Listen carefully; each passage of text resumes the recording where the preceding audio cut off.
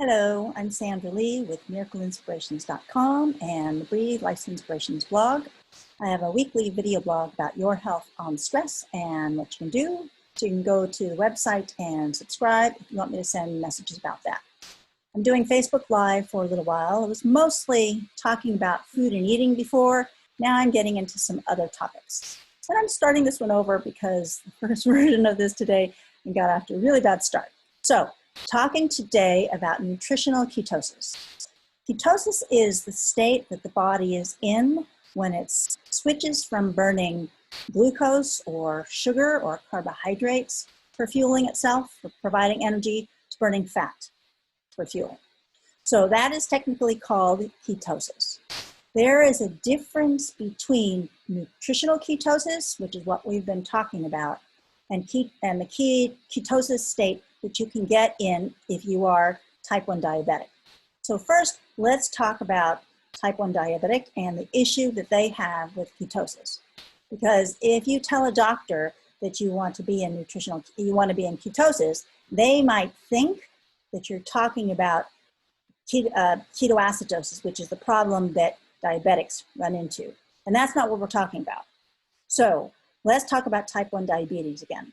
In type 1 diabetes, the body does not make insulin.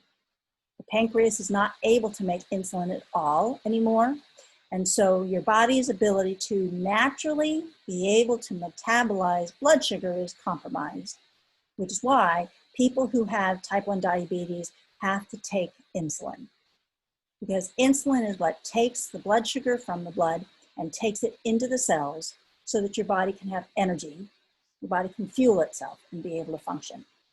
So in type 1 diabetics, they do not make insulin, and so they can reach a point of ketosis, where the body is having to burn fat, but there's also at the same time a massive amount of blood sugar. And so that is a ketogenic state that you do not want to be in. But the only time you will reach that state of ketosis is if you are type 1 diabetic. And most of the people who are out there trying to get into the state of ketosis are not type 1 diabetic. They might be type 2 diabetic or in pre-diabetes, but your body is still making some insulin. So you're not going to get into that ketoacidosis state that is so risky and problematic for people who have type 1 diabetes.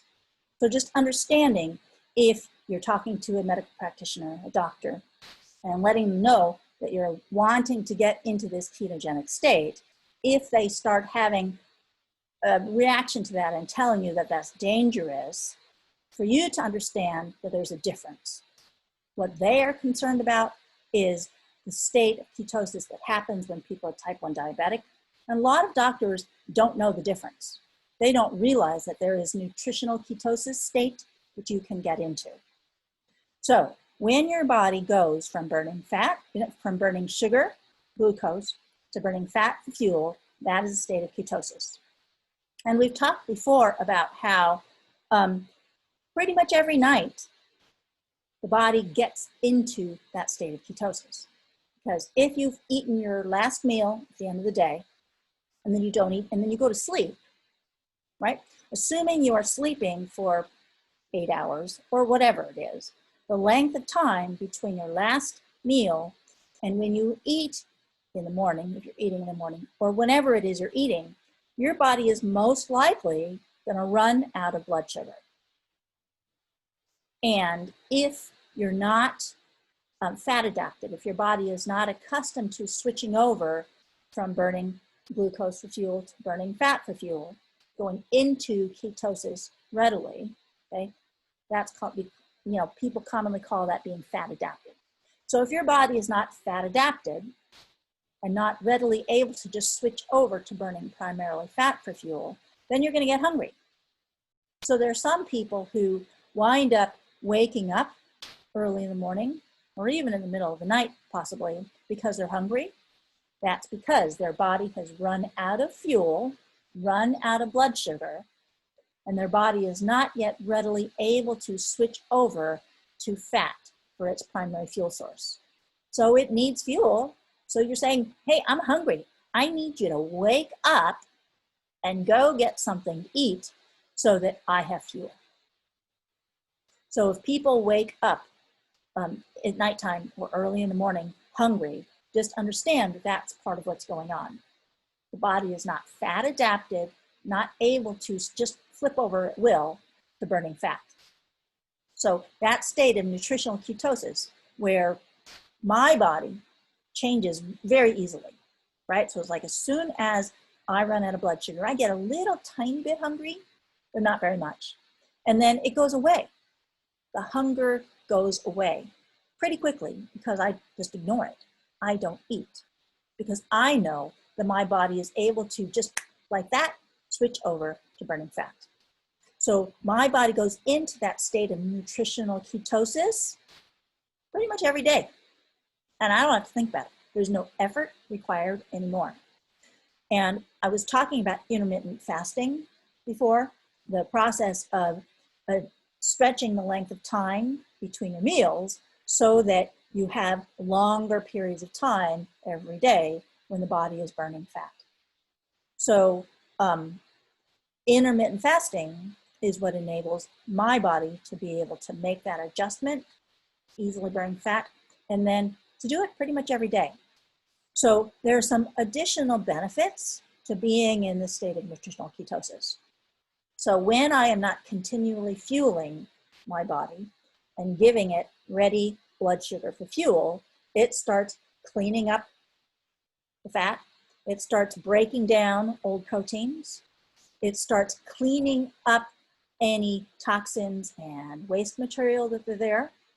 If there are any cancer cells in the body recognizes that those are not beneficial, healthy cells and can go and clean them up. That is a process that is highly valuable. Cleaning up the waste material, not just fat, but proteins that have been damaged, cells that need to be replaced. If the body is not struggling to deal with fueling itself, and it's not struggling with having to deal with, digest food, and it doesn't have any active healing that it has to go and perform, then it's able to clean house. Clean up old cells that are not useful anymore, or that are faulty in how they are performing their job. And there is a name for it, which I do not know at the moment. I wasn't really planning to talk about this, but being able to have that house cleaning state that your body is able to go into is very beneficial. So a minute ago, I mentioned about cancer cells. Cancer cells develop in the body every day. Just part of normal metabolism. There are going to be mutations that occur in cells. And if those cells are left to function in the body, then there may be more of them.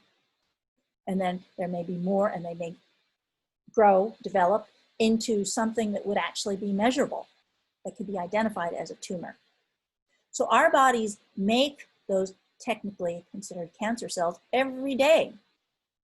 But if my immune system is functioning properly, then it's able to go around as part of its normal daily process and clean those up.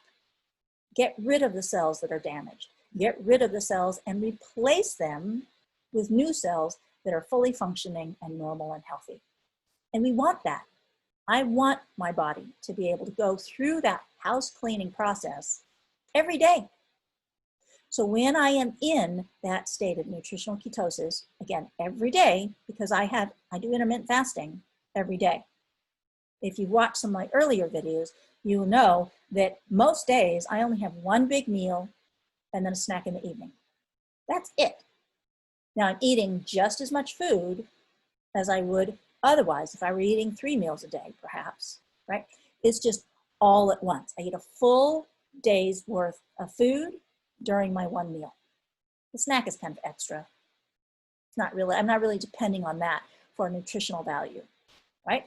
So if I only eat during a limited window of time, right? So it's like in some days I eat dinner at around 5:30, have a snack around 7, maybe latest 8. And then a lot of times I won't eat again until the next day around that time. So I might have, 4, maybe 5-hour eating window, and the rest of the time I'm fasting. Now, the timing of the intermittent fasting, in the intermittent fasting episode of Facebook Live, I talked about this in more detail, right? So it's like, for me, it works to skip breakfast. For other people, they really need to have breakfast. You have to do what works best for you, how you feel and function the best. There is no one way of eating that works for everyone, just to be honest, right? What we're told is, oh, you need this, you need that. It needs to be individualized. You figure out what works for you. You figure out how you feel best, how you're able to think and perform and do what you need the best. So getting into the state of nutritional ketosis is what supports me and functioning at my best. Plus, it's really nice not having to worry about food, not having to run my whole life around when is my next meal coming because I'm hungry. Or I know I need to eat at this certain frequency to prevent myself from getting hungry and from getting starving. Because I know I used to be like that. I talked before about how I used to get so hungry, I almost thought I was going to fall over. I'm just starving. It's so nice not to have that anymore. So that state of nutritional ketosis, where the body is able to use fat for fuel and have that be sustainable. And it's wonderful that the body is also able to clean house at the same time. Repair, heal, set itself up for being able to function and be happy and healthy. So I've got a variety of other topics that I want to talk about soon. The next one tomorrow, I'm going to talk about believing. A lot of people think that they should make decisions, change things in their life or whatever, but if you don't believe, so we're going to talk about that tomorrow. And then a bunch of other topics coming after that. Okay? Sandra Lee with miracleinspirations.com and the Breathe Life's Inspirations blog, Facebook Live. I've been posting some of these to Facebook as well, to YouTube as well. Thanks.